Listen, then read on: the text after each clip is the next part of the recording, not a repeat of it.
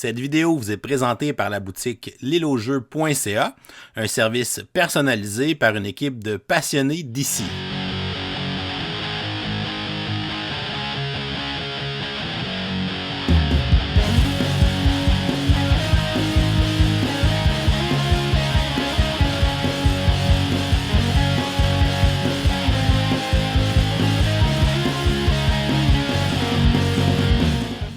Salut les gamers, bienvenue à Poster Board Game, je m'appelle David.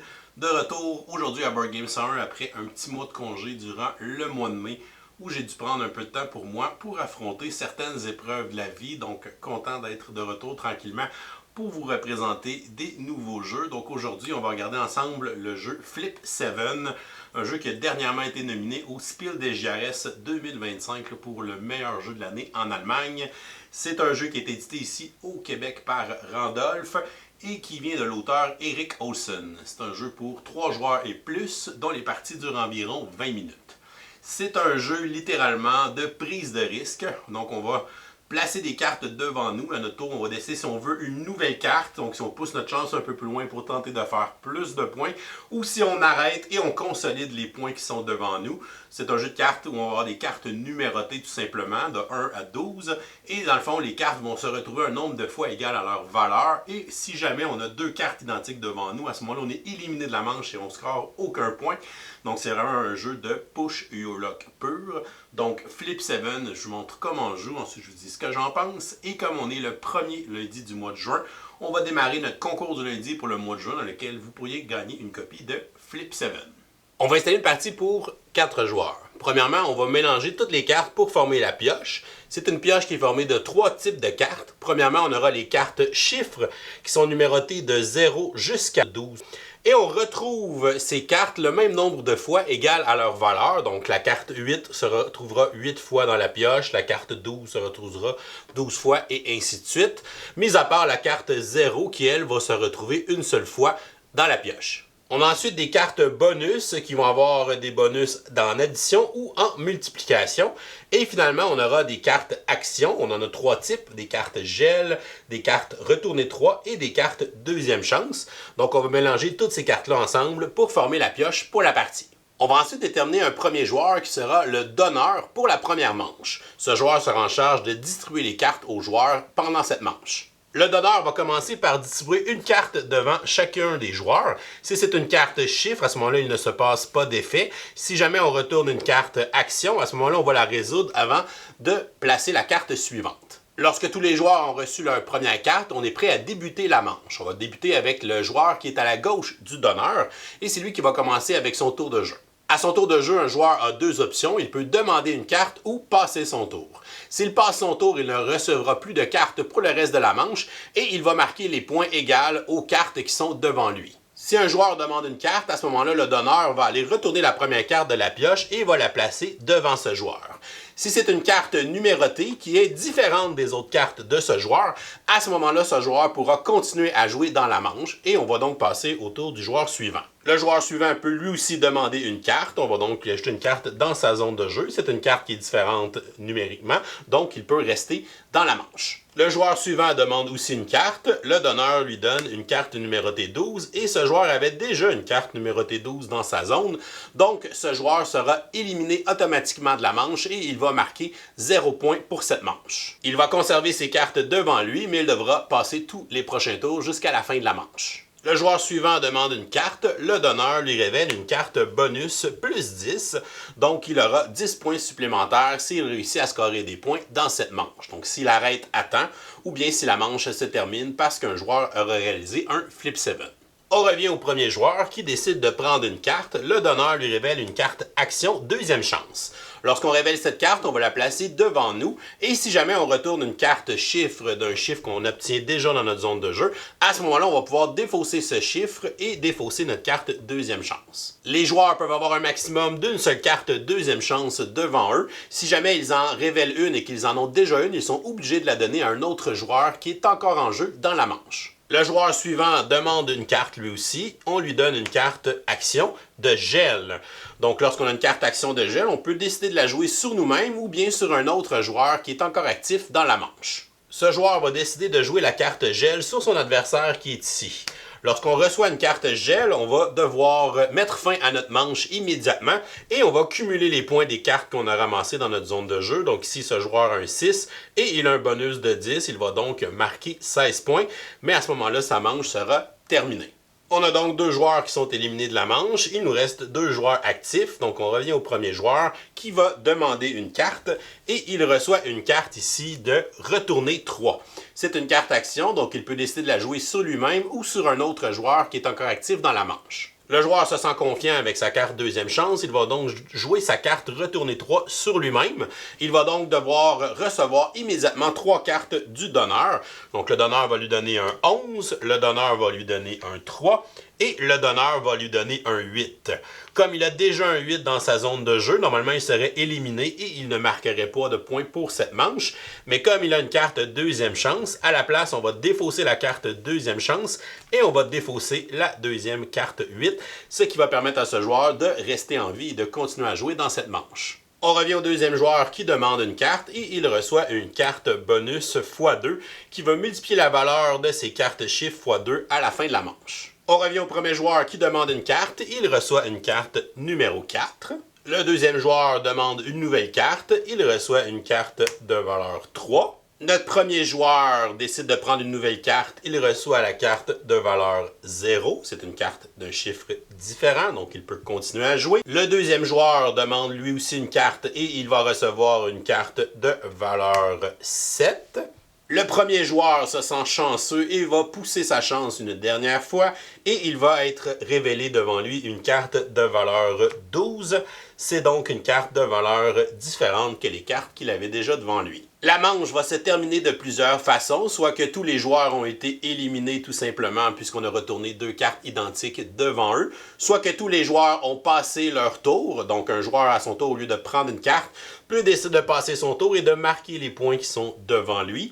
Ou bien la troisième façon de terminer la manche est la façon que ce joueur vient de faire, c'est de réaliser un flip 7, c'est-à-dire d'avoir 7 cartes chiffres différentes devant lui. Si un joueur réalise un flip 7, il termine la manche pour tous les joueurs, donc tous les joueurs encore actifs vont marquer immédiatement leurs points et le joueur qui a réalisé le flip 7 aura un 15 points supplémentaires en bonus. Les joueurs devront donc prendre un morceau de papier ou leur téléphone cellulaire pour noter les scores à la fin de la manche. Donc, le joueur qui est ici marque 0 points puisqu'il a été éliminé en retournant 2 cartes identiques. Le joueur qui est ici, qui a reçu la carte gel, a dû marquer ses points lorsqu'il avait seulement ces 2 cartes. Il fait donc un total de 16 points pour sa manche. Pour le joueur qui est ici, il a un total de 10 plus 15, il a un total de 25 points avec ses cartes chiffres. Et il a un x2, il va donc multiplier cette valeur par 2 pour faire 50 points pour sa manche. Et notre premier joueur, lui, va cumuler ces 7 cartes chiffres ensemble, ce qui lui fait un total de 48 points. Et comme il a réalisé un flip 7, il fera 15 points bonus. Il aura donc un total de 63 points pour sa manche. Si aucun joueur n'a atteint un total de 200 points, à ce moment-là, on va tout simplement préparer une nouvelle manche. Toutes les cartes qui sont devant les joueurs seront placées dans une défausse. Donc, on va continuer à jouer avec le reste de la pioche. On ne remélangera pas la défausse dans la pioche pour la prochaine manche. On aura donc ces cartes dans la défausse et on va continuer à jouer avec la pioche pour la prochaine manche. Si jamais on n'a plus de cartes dans la pioche, à ce moment-là, on va remélanger les cartes de la défausse pour former une nouvelle pioche. Cela permet aux joueurs de jouer avec les statistiques d'une manche à l'autre, sachant quels numéros sont sortis dans les manches précédentes. Et on va continuer à enchaîner des manches jusqu'à temps qu'à la fin d'une manche, un joueur réussisse à atteindre 200 points, ce qui va déclencher la fin de la partie.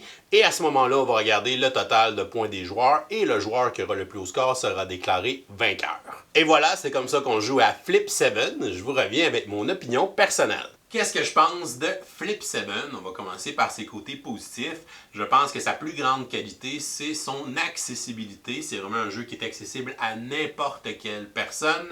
Donc autant des très jeunes joueurs, des joueurs inexpérimentés, des joueurs expérimentés. Je pourrais jouer avec ma mère, mes neveux, mes nièces, mon frère. Je pourrais jouer avec mes élèves. C'est vraiment un jeu qu'on peut jouer avec n'importe qui, dans toutes les tranches d'âge aussi, puis dans tous les backgrounds, qu'on soit habitué ou pas avec les jeux de société. C'est un jeu qui n'a presque pas de règles, où final, on a des cartes numérotées, fait que c'est un principe que tout le monde comprend, que plus on a de cartes devant nous, plus on fait de points parce qu'on additionne simplement les valeurs des cartes. Le principe aussi est de buster si on a deux cartes identiques, super simple à comprendre. On sait que chaque carte revient le nombre de fois égal à sa valeur, donc on peut avoir un peu de statistiques sur les probabilités de continuer. C'est sûr que si j'ai un 11, un 12 devant moi, bien, mes chances de buster sont plus grandes que si j'ai pas ces cartes-là devant moi, parce que c'est ces cartes-là qui peuvent ressortir plus souvent. Donc vraiment des principes qui sont faciles à comprendre, que tout le monde peut catcher, puis qu'on peut jouer aussi à un grand nombre de joueurs, donc ça dit 3 et plus sur la boîte, mais pas vraiment de limite de joueurs. On peut jouer à 4, on peut jouer à 6, à 10, à 12, donc on pourrait vraiment jouer à ce jeu-là pendant qu'on est une grosse gang d'amis autour d'une table. On pourrait amener ce jeu-là justement dans un bar. C'est un jeu idéal pour jouer dans un pub ludique, dans un party de Noël, des trucs comme ça. Fait que c'est un jeu qui va être bon dans des grands rassemblements. Fait que ça, c'est toujours le fun de trouver des jeux pour les occasions vraiment là, dans les parties. Un jeu de prise de risque pur comme celui-là, ça vient vraiment chercher le côté émotif des joueurs, je trouve. C'est des jeux qui me font avoir des belles sensations, puis on ressent ce stress-là de... Ma décision est simple, là. Je demande une carte ou j'arrête. C'est vraiment pas une décision compliquée, mais on va ressentir ce petit feeling-là de je m'essaye-tu pour une dernière carte, même si j'ai un 11, un 12, un 10 devant moi, je m'essaye-tu encore, d'un coup je sors le x2, d'un coup que je sors le plus 10 ou que je sors un 8, un 9, puis je vais avoir plus de points. On a aussi les actions spéciales qui sont intéressantes, qui vont avoir une certaine interaction entre les joueurs aussi, fait que ça va rajouter un peu de piquant aussi dans les parties. Ok, là j'ai la carte de gel, mais là je vais geler lui parce que je veux pas justement qu'il ait trop de points pour cette manche-là, puis je veux qu'il arrête tout de suite. La carte justement où on fait piocher 3 cartes à un joueur, ben là je vois qu'un joueur, il y a beaucoup de cartes devant lui, fait que là si je joue ça, des bonnes chances que je le fasse buster parce qu'il va avoir 2 cartes pareilles. Fait que c'est vraiment des belles petites interactions avec ces cartes spéciales-là. Si on vient au côté justement émotif, le côté gambler du jeu, c'est un jeu qui fait beaucoup penser au blackjack parce qu'au final, on accumule des cartes devant nous. Puis à notre tour, notre seule décision, c'est soit de prendre une carte, soit d'arrêter. Donc, on va avoir justement cette sensation-là qui est le fun, ce petit stress qui est le fun-là de pousser sa chance, puis d'essayer d'aller plus loin, d'essayer de rattraper des points parce qu'on est en retard sur un autre joueur. Fait qu'on a vraiment ce petit feeling-là d'excitation, de gambling, de continuer, même s'il y a des risques, qu'on puisse tout perdre ce qu'on a. Mais quand on réussit, on va avoir des belles sensations, des bons feelings. On va ressentir vraiment beaucoup de plaisir. Puis on va avoir des moments où, ah non, on bosse, puis là, c'est comme, ah, on est bougon un petit peu, puis tout ça. Fait que c'est vraiment un jeu qui va avoir plein de petites émotions autour de la table, mais des beaux petits moments d'excitation, puis on va avoir vraiment ce petit feeling-là qui est le fun, là, comme un bon jeu de prise de risque est capable de le faire. Pour les côtés négatifs, ma plus grosse critique, je pense, c'est au niveau du matériel. Ça reste, oui, un petit jeu de cartes simple, il y a pas beaucoup de choses dans la boîte, mais je trouve que la qualité des cartes, elle est quand même faible. Donc, c'est des cartes qui sont vraiment très, très minces. Donc, elles vont plier facilement, donc elles vont se maganer aussi facilement avec le temps. C'est un jeu qu'on mélange les cartes, qu'on les manipule quand même beaucoup aussi. Donc, peut-être de les sleever, les protéger pour pouvoir faire durer nos cartes plus longtemps, ça serait peut-être une bonne idée. Évidemment, si on cherche un jeu de cartes plus stratégique, ce ne sera pas peut-être le jeu qu'on recherche. C'est vraiment un jeu très simple, un jeu vraiment de prise de risque pur. Donc, c'est pas un jeu qui a des grosses stratégies à déployer avec le jeu. Donc, c'est un jeu qui est évidemment un gros facteur chance à l'intérieur. Donc, il faut être conscient de ces choses-là quand on embarque dans une partie de Flip 7. Au final, pour un jeu de prise de risque pur, je pense qu'il réinvente rien, mais qu'il réussit à nous faire vivre les petites sensations qu'on recherche dans ce type de jeu-là. Justement, avec son système de on prend une carte ou on arrête, le système que si on a 2 cartes pareilles, on bust, on a 0, on est éliminé de la manche et tout ça. Donc vraiment un système qui fonctionne bien et qu'on va avoir des belles sensations. Pour moi, c'est un jeu qui ne réinvente pas la roue là, des jeux de prise de risque. Je vous dirais que ça va avoir des sensations similaires dans un jeu comme Hit de Rainer Knizia, qui est vraiment un peu sur le même principe que celui-là. La seule différence avec Flip 7, c'est qu'on a les petites habiletés des cartes action ou bien les cartes bonus qui sont un peu différentes. Sinon, dans les autres jeux de prise de risque que j'aime bien, il y a Ink and Gold. Donc, c'est un de mes classiques, si vous voulez rire un petit peu. C'est d'ailleurs la deuxième vidéo que j'ai publiée sur la chaîne en 2016. Vous pourrez aller voir ça si ça vous tente. Pour moi, ça reste des jeux de prise de risque classiques qui vont nous donner les mêmes sensations que dans un jeu comme Flip 7. Je pense que des jeux de prise de risque, c'est pas des jeux que j'ai besoin d'en avoir une tonne dans ma collection parce qu'au final, que je joue à un de ces 3 jeux-là, j'ai vraiment les mêmes sensations, cette petite excitation-là de continuer pour essayer d'avoir plus de gains, mais d'avoir toujours la chance de perdre tous les gains qu'on a ramassés dans notre manche-là. Avec un principe qui a fait ses preuves, mais qui fonctionne encore bien dans Flip 7. Et voilà, c'est tout pour aujourd'hui. Oh, c'est vrai, on est lundi. On va donc vous donner une question du jour pour participer au concours du lundi pour le mois de juin 2025, dans lequel vous pouvez gagner une boîte de Flip 7. Avant de vous dire comment participer, on va dévoiler le gagnant du mois d'avril, parce qu'on a un peu skippé le mois de mai. Donc, mois d'avril, on faisait gagner le jeu La Communauté de l'Anneau, le jeu de pli coopératif. Et le gagnant, il s'agit de Frank Fizio. Donc, félicitations, Frank. Tu peux nous écrire à professeurboardgame@gmail.com pour nous envoyer tes coordonnées, qu'on puisse t'envoyer ton prix, quoi qu'on pourrait te l'emmener en personne au MIPA-Olympiade samedi prochain. Donc, on sait que tu vas être présent à notre événement ici à Sorel-Tracy. Donc, on va faire ça à la place. Donc, ce mois-ci, à tous les lundis, vous aurez une question du jour. Et si vous participez en répondant à la question du jour en commentaire YouTube, vous allez enregistrer une participation. Donc, la question du jour aujourd'hui est tout simplement quel est votre jeu de prise de risque favori? Vous nous laissez la réponse en commentaire YouTube pour enregistrer votre participation. Et si vous nous supportez sur Patreon pour au moins 5$, vous aurez aussi une participation automatique à chaque lundi. Donc, bonne chance à tous pour ce nouveau concours pour gagner une boîte de Flip 7. Je vous souhaite donc une excellente fin de journée et continuez de gamer.